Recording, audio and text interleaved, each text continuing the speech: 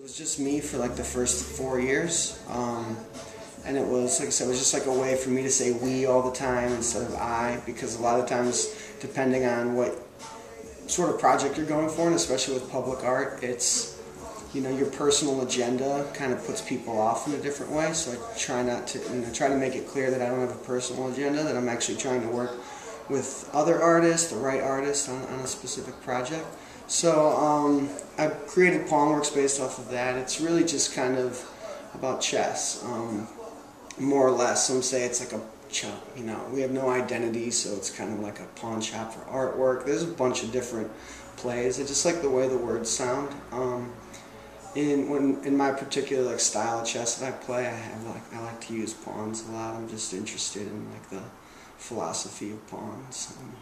My business partner Seth got involved in 2010 when we started the sticker project, where we distribute vinyl stickers that we get produced for different artists. They'll send us 3, 5 different images.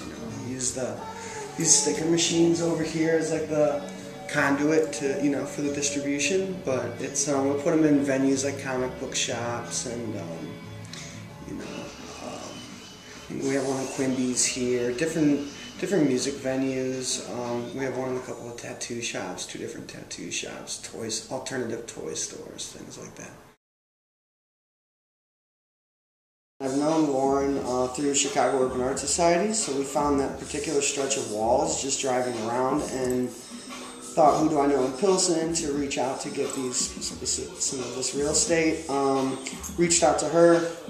She said she was talking with the mayor about it. Our resume with working with a couple past artists, I think, intrigued them, and they knew that we could come through on our end, get some press and some attention to the project. Start by reaching out with who we want to work with, and if, like everything else, it's all word of mouth. So it's kind of based off of, if the first person you work with has an enjoyable time and things go well, then the next person, and things like that. And we try to work our connections for certain press and things like that as well, and just clearly make it about the artists, make ourselves as available as we can.